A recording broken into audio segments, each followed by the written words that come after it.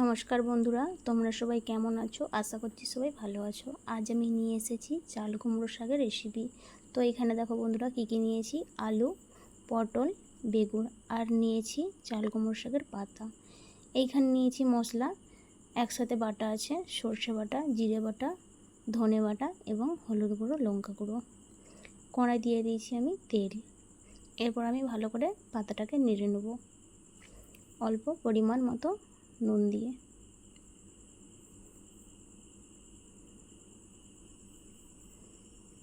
তো দেখো আমার নাড়া হয়ে গেছে, এরপর আমি নামিয়ে নেব। দিয়ে দেবো কড়াই তেল,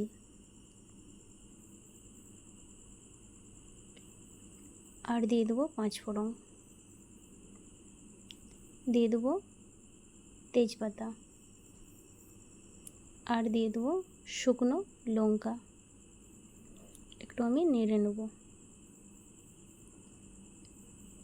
তো নাড়া হয়ে গেছে, এরপরে দেখো কেটে রাখা সব সবজি একসাথে দিয়ে দেবো।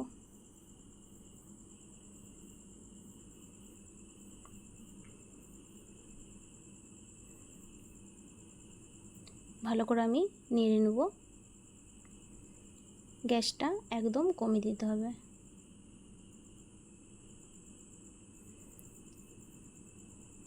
দিয়ে দেবো পরিমাণ মতো নুন। তো নুন দিয়ে দিয়েছি, এরপর আমি ভালো করে নেড়ে নেব। দিয়ে আমি চাপা দিয়ে দেবো।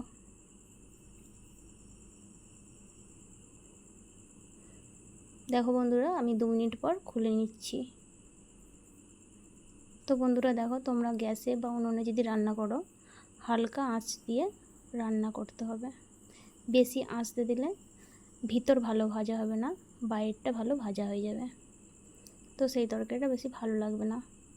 তো তাই অল্প আঁচ দিয়ে রান্না করতে হবে। অল্প আঁচে দিয়ে রান্না করলে ভিতর বাইরে দুটোই ভালো করে ভাজা হবে। তো এখানে দিয়ে দেবো আমি হলুদ গুঁড়া। হলুদটা দিয়ে দিয়েছি, ভালো করে আমি ভাজা ভাজা করে নেব।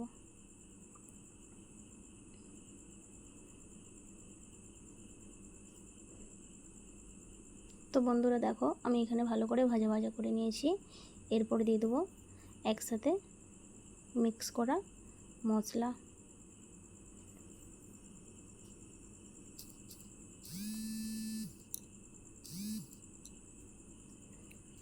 দিয়ে দেবো সর্ষে জিরের জলটা হালকা করে, দিয়ে আমি ভালো করে নেড়ে নেব।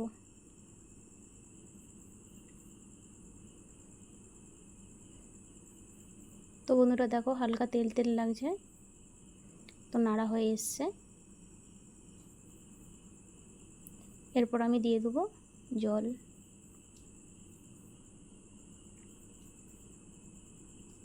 পরিমাণ মতো জল দিয়ে দেবো।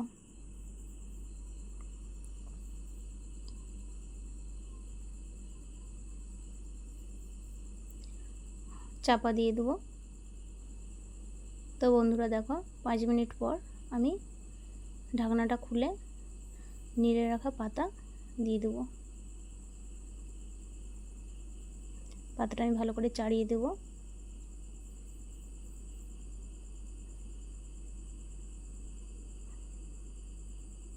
কিছুক্ষণ রেখে আমি ঢাকনাটা খুলে দিয়েছি।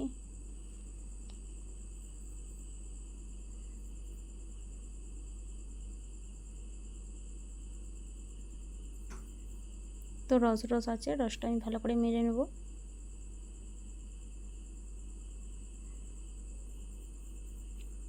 তো বন্ধুরা দেখো, এখানে আমি শুকনো শুকনো করে একটু নেব।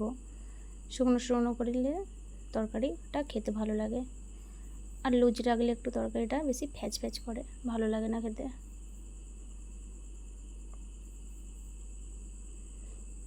তো বন্ধুরা হয়ে গেছে একদম রেডি।